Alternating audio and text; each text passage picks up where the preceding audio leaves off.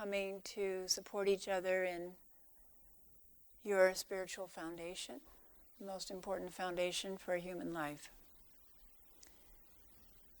We've just finished a 3-month Ango period. Ango means peaceful dwelling.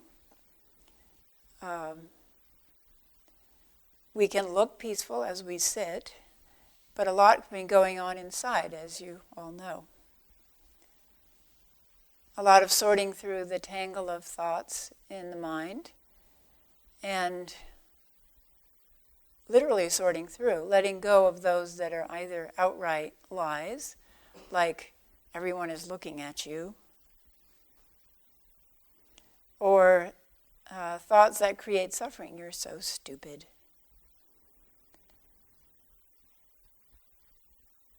Fundamentally, Buddhism is an educational system about how the mind creates suffering and how to work with that so it doesn't create suffering anymore. In a way, it's very simple, and in a way, it's very hard work. So the Buddha said, sort through your thoughts, notice the ones that are untrue or creating suffering, and let those go. And or substitute thoughts that are beneficial, that are wholesome and beneficial for you and for others. Again, that sounds very simple, but it's actually hard work. So we had 3 months of working to change unwholesome habits, noticing, discovering those unwholesome habits of thought and heart, and changing them. Our practice is a lot of trying and failing and trying again. One Sangha member wrote a very joyous email a few days ago about getting an art education grant after years, literally years, of submitting applications and being turned down.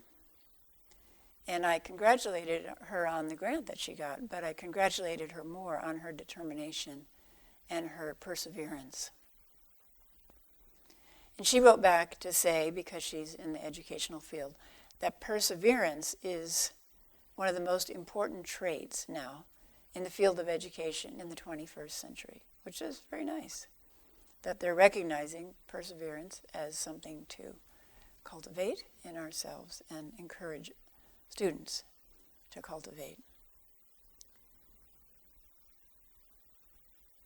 Jizo is the bodhisattva of this monastery that this monastery is dedicated to, and Jizo has a number of traits, qualities, and one of the qualities is great determination and never giving up.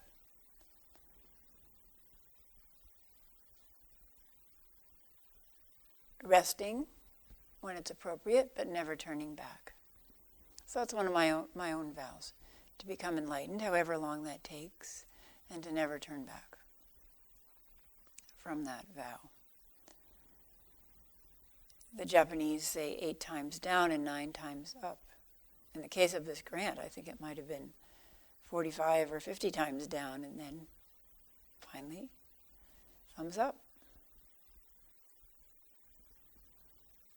I was reading my alumni magazine from UC San Diego, and of course they like to feature stories of alumni who have been successful. I don't think I've ever seen a story of alumni who are unsuccessful. Have you? The stories are to inspire us, right? And inspire us to send our kids to those colleges, I guess, or donate to the colleges.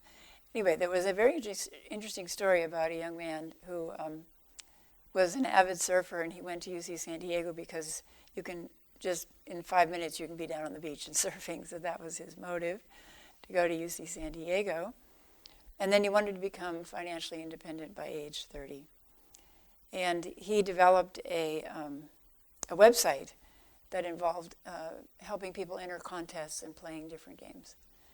And he said, the article said it was way ahead of its time. Now it would be very successful, but at the time it was a bust. And the website folded, and down the drain went $4 million of investment money. But he was undeterred, and he went off surfing in Australia so he could think, because surfing is a kind of meditation, right? So he could clear his mind and think about what to do next. And he got the idea for a camera, which is now called GoPro. Might have heard of it. And he said he's not an engineer. He actually, against his parents' advice, had majored in art and creative endeavors in college. And he said he's the idea creator, but he's not the engineer. So he uses engineers to manifest his vision. And there were many, many prototypes. You know, it wasn't like, oh, here's a GoPro, but it developed over several years. And he hired all of his friends. That's one of his rules, is hire your friends and then you enjoy working together. And they worked in a garage. And they eventually developed the GoPro camera. And so now he has 500 employees, and his business is worth over $5 billion.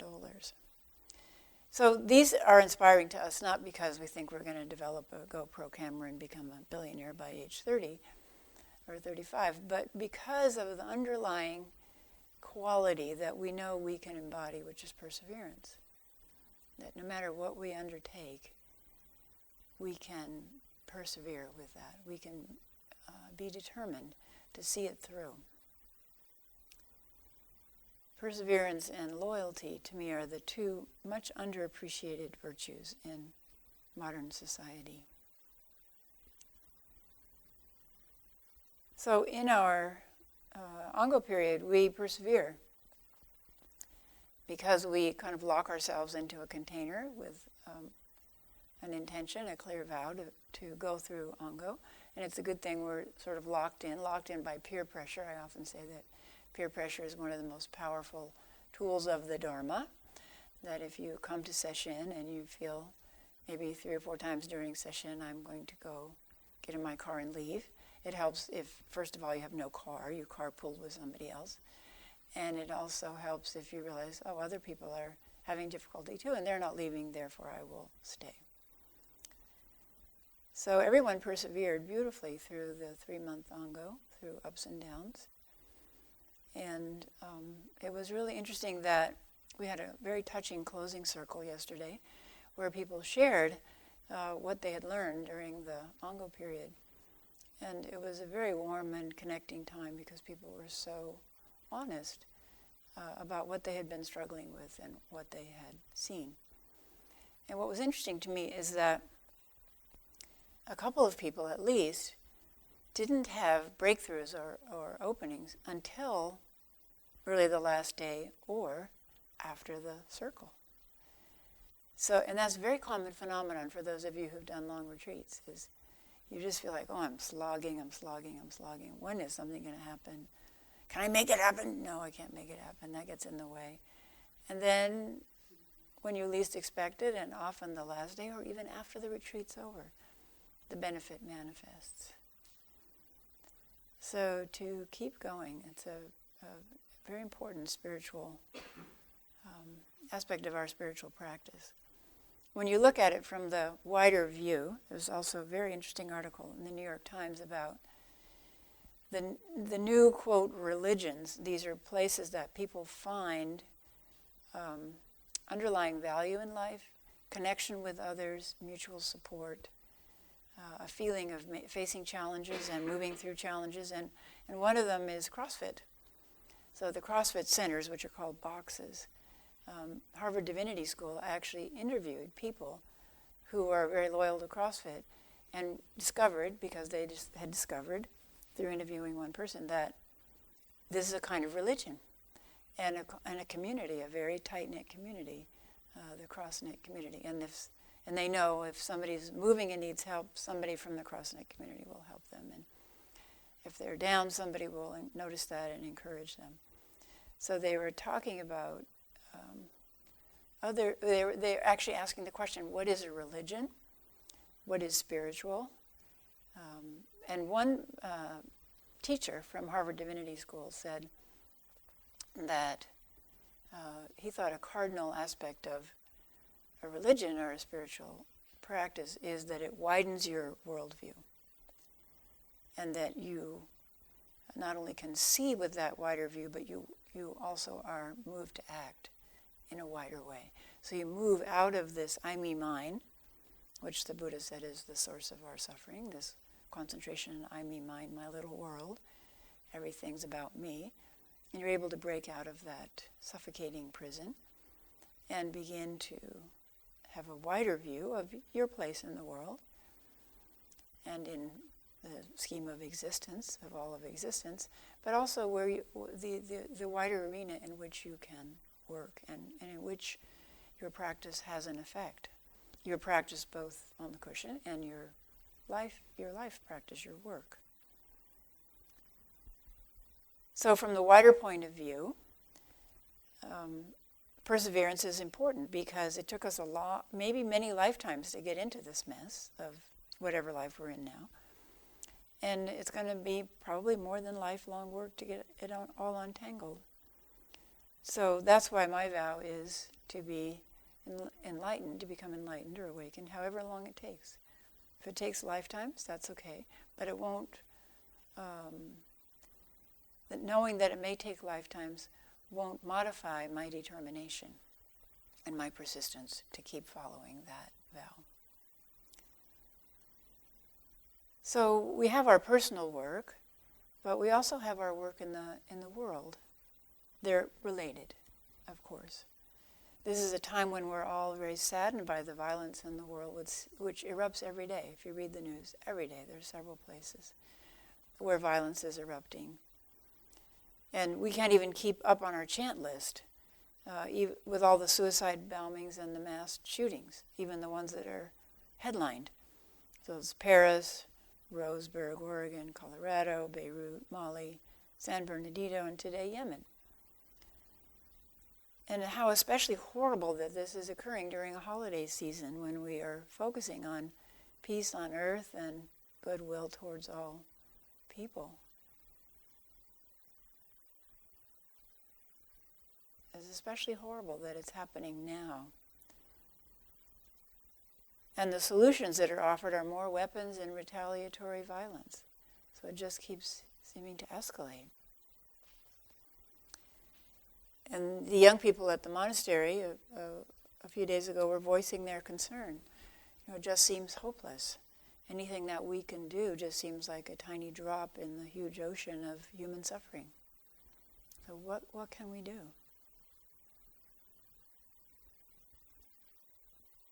Entropy is real, right? We know from physics that the descent into less organization and more chaos is real.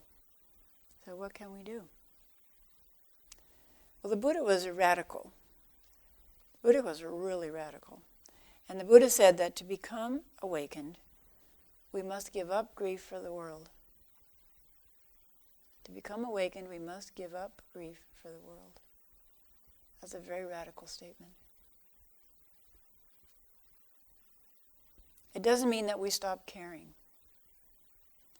It means that we are fully aware of the state of the world, actually, of the immensity of human suffering, but it doesn't plunge us into suffering.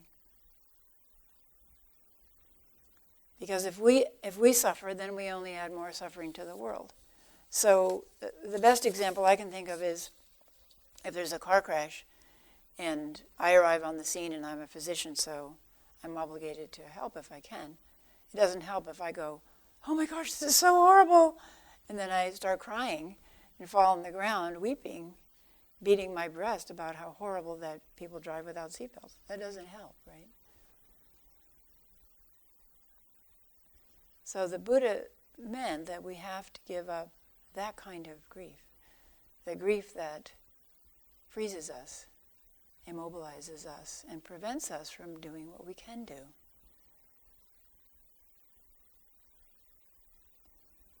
What I said during the Jesus for Peace pilgrimage is, it seems hopeless that human beings, since different groups came up, the Denisovians and the Homo sapiens and all the different, we now know that there are so many different, what we would call human ancestors formed in different places in the world. But they began fighting with each other right away because, they were the other and we're us and we have to protect us. And they also interbred too, which was good for us to get all those different genes. But we know that human conflict has existed since human beings began to evolve as human beings. So it seems like foolish to work for peace, right? Because violence isn't going to stop. We have to be realistic about it. It is not going to stop. But if we just give up, then chaos wins and violence wins. So we have to do whatever we can to work for peace. And we have to watch for the action of the three poisons: clinging, aversion, and ignorance. We call it greed, anger, and ignorance, or clinging, aversion, and ignorance. So clinging would be even clinging to, oh, the world is in such terrible shape. The world is in such terrible shape, it's the worst it's ever been. Actually, there's less violence now than there has been in the past. But people say, this is the worst it's ever been.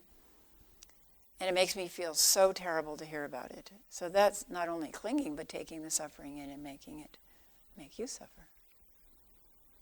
Aversion, we need to all be armed so we can shoot anybody who makes us afraid.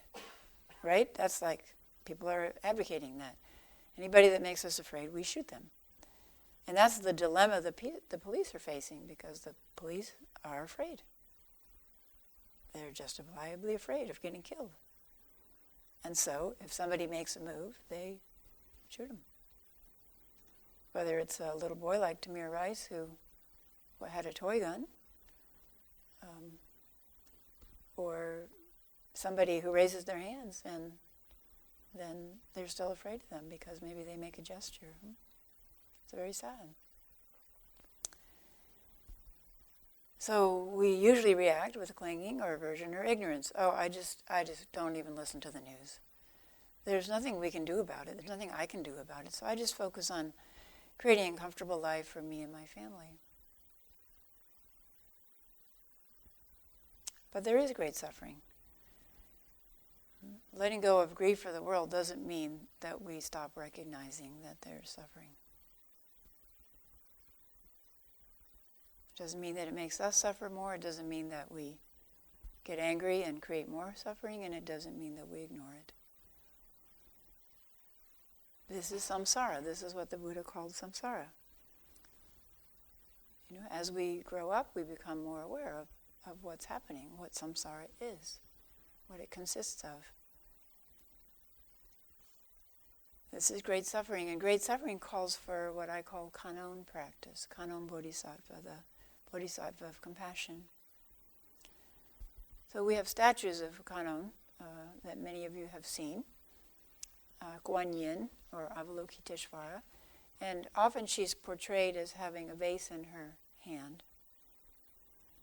And Kanon is called she, or it's often a he or she, either one, has feminine and masculine characteristics.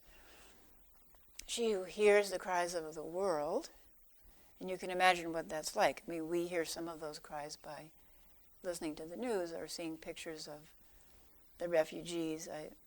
On my Facebook page, I posted a map that shows all the refugees flowing towards Europe as little dots representing, 125 people or something. There's this mass of dots flowing towards Europe. And what's Europe going to do?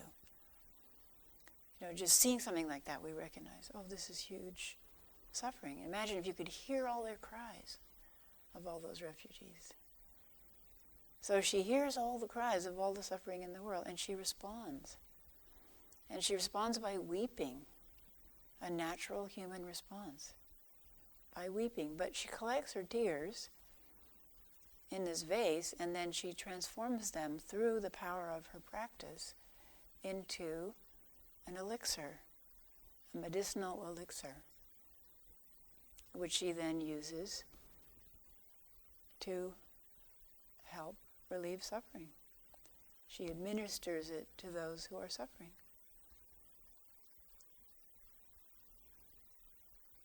So we have to do that practice in response to the great suffering that we're aware of. We, of course, feel that suffering in our heart.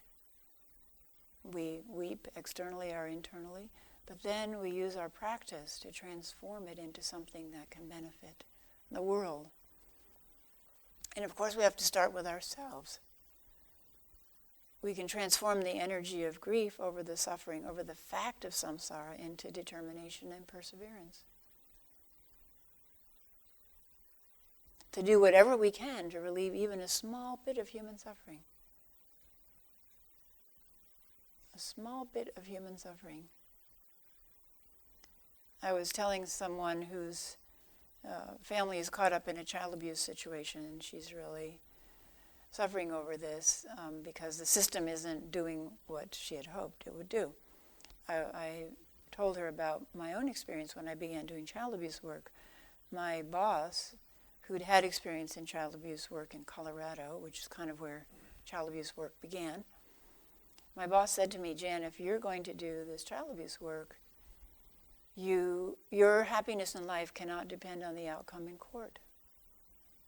And I really took that to heart, that I have to do the best I can with the person who's in front of me. That became my motto, to do the best I could with the person in front of me, the child who's suffering, the families who's suffering, right when they're with me. And the rest is pretty much out of my control. I'll do my piece in court, but, there are dozens of people at least involved, 12 on a jury, or a judge who, like once I had a judge who excused himself, went out, had a drink, and came out and was breathing alcohol all over me. I can't control that. I can only do my piece. So to transform our grief into determination and perseverance, to do what we can to relieve even a small bit of human suffering wherever we encounter it, wherever we have the ability to do that, in whatever arena we're working in the schoolroom, on the golf course, in the office, whether we're doing sales, recycling, cooking, making beds, vacuuming, visiting relatives, to do whatever we can to relieve suffering.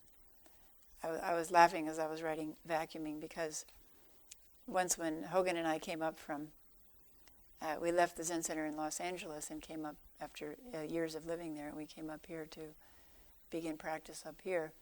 We decided we would sample some of the different spiritual traditions other than Zen, because we'd been so immersed in Zen for decades. So we went around to churches, to a Hindu ashram, and one of the places we went to was a spiritualist community. Spiritualism involved seances and channeling spirits who would give you answers to questions, and Ouija boards and so on. And there was a very active spiritualist community in Oregon City, just south of Oregon City. It had big camp, summer camp that people would go to. So we went there, and it was a big room, and only a few people. And there were those woven cane seated chairs, rush seated chairs, old chairs, very squeaky. And we sat down, and there were probably, 8 people around us. And then the people who were presenting began to channel the spirits. And the woman who was channeling said, "The spirits are telling me that they're going to give each one of you a spiritual vacuum cleaner to vacuum all those negative thoughts out of your mind." And Hogan said, "Let's get out of here." I said, "We can't. We just sat down. It would be really rude to leave." But wouldn't it be great to have a spiritual vacuum cleaner? They could vacuum all the negative and harmful thoughts out of our mind. It would be great. But we actually have that in our practice. So when we're vacuuming, we can notice whether we have negative thoughts in our mind. And we can use the tools of practice to transform those. That's the beauty of our practice, that we have the tools to transform things that are unwholesome and not beneficial to us and others into things that are beneficial. That we can transform the anger and the violence in our own minds into loving kindness. We can transform, "Oh, I hate how she dresses," into, "Well, that's a really creative way to dress." Transformation is the key to our practice. I saw on Facebook a video of a Christmas pageant. You know, Christmas pageants are so cute when the kids get up and they're all dressed up, and they all get up on stage. And in this case, one shepherd got whammed by the wing of one angel and was like reeling. And if you want to cheer yourself up, read the book, The Best Christmas Pageant Ever. You don't have to go to the movie, but the book is just excellent. It will make you laugh, I guarantee. Especially if you ever went to Christmas pageants or participated in them in school or in church in your youth. Anyway, there's a video of a Christmas pageant, and everybody's up there, Mary and the doll and the manger and the little shepherds and with their little things on their head and the angels with their wings. And then they begin singing a song, and one little angel is just singing at the top of her lungs, off key and completely out of sync with everybody else. But she is belting it out over everybody else. She's about 5 years old. And Mary looks at her like, whoa, and the big angels look at her like, whoa. But she's just going something like, silent night, holy night. And the audience begins snickering. But it's so cute, you know. And you can think, oh, she ruined the whole pageant. Or you can think, wow, that is so wholehearted, that is fantastic. And you can tell that it just warms everybody's heart because she's the essence of wholeheartedness. So that's how we can turn the negative in our mind, which is the seed for anger and violence, into the positive. And our practice makes us practice doing that over and over and over again until it becomes a new habit pattern. So at home or in the schoolroom or wherever we are at work, to remember that we have choice. That's the gift of our practice. We have choice. As Roshi said, the greatest gift that we can give is the gift of no fear, and that this practice gives that gift. To remember that we have choice. Awareness means choice. Awareness means choice. When we can learn to pop up into awareness, we widen our worldview, our view of our own life and of the whole world.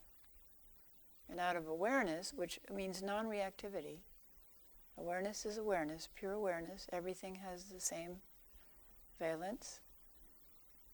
Awareness means choice, and choice means freedom.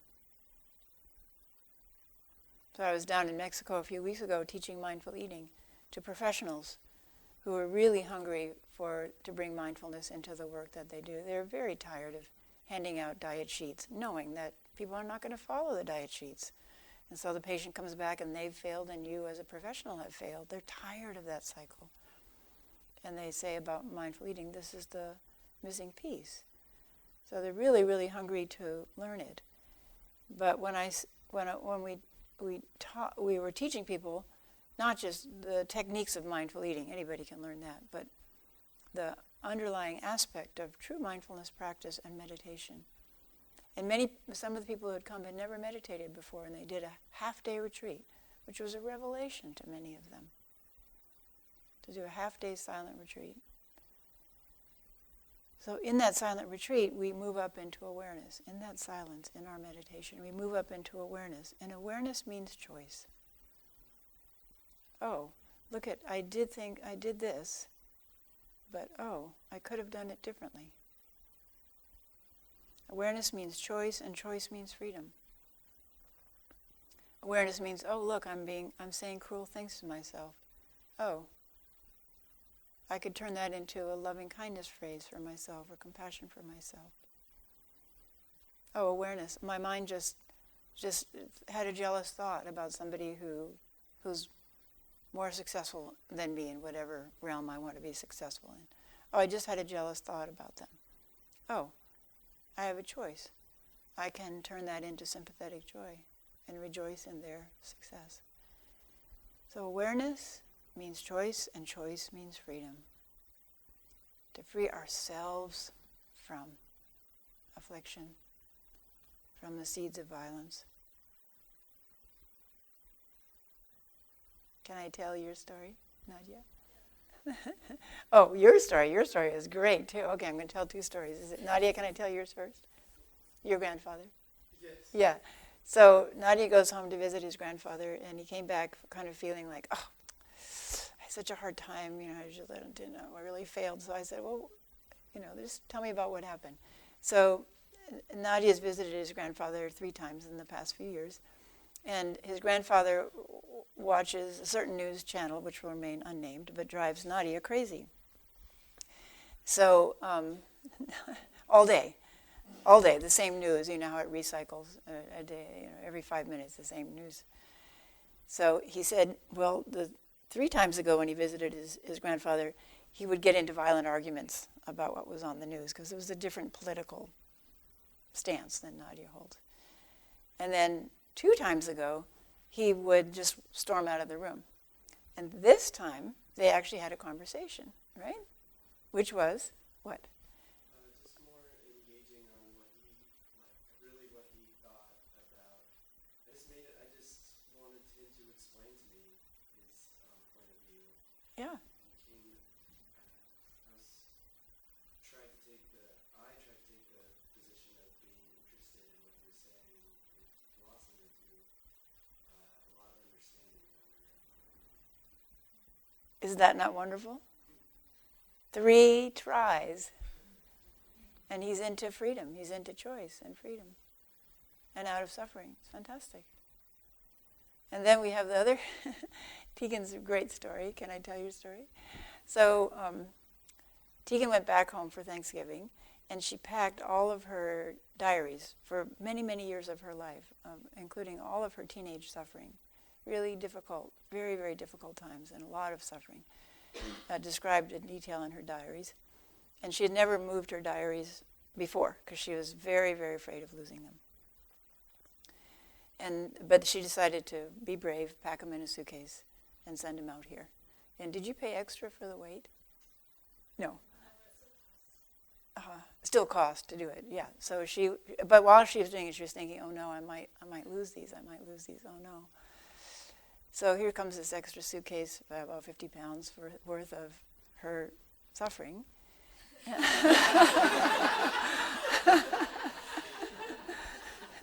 And she's so afraid, like even when she's putting it on the little, weighing machine, I'm afraid I could lose this.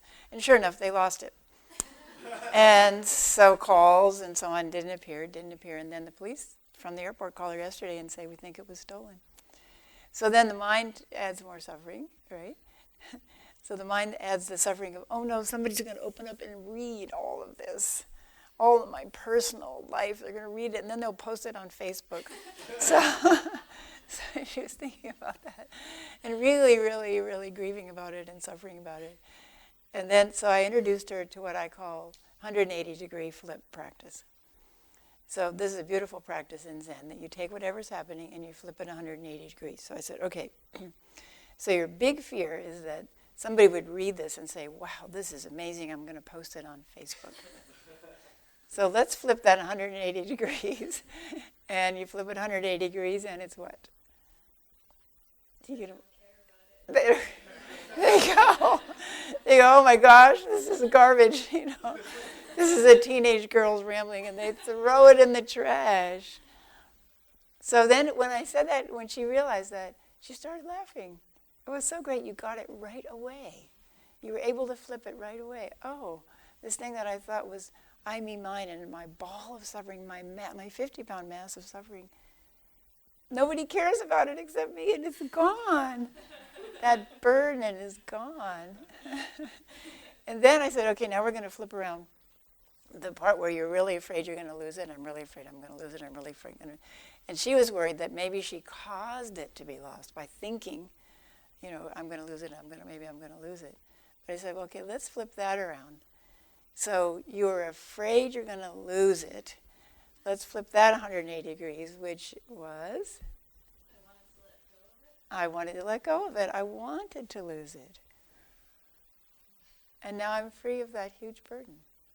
Isn't that amazing?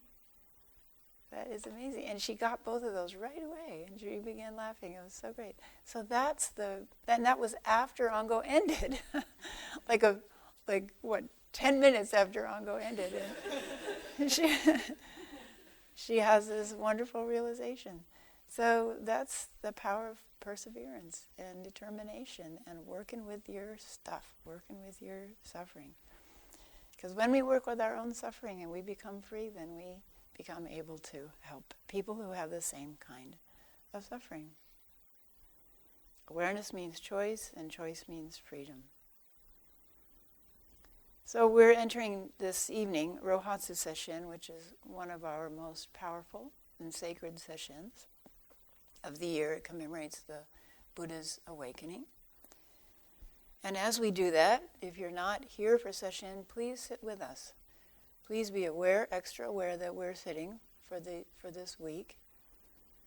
And we're sitting because the Buddha inspired us to take the vow to become awakened, which is all of your vow, even if it's not a conscious vow. You are striving to become awakened, to become the person you know that you have the potential to uncover. It already exists within you. It needs to be cultivated and grown. So please, when you sit at home, remember that we're sitting, and sit with us, literally. And with all the thousands of people around the world who are sitting this Rohatsu session. And the millions, sit with the millions who are working for peace on earth and goodwill towards all people. In my mind, I always visualize each one of us as a piece of an enormous jigsaw puzzle of existence, stretching through time and through space.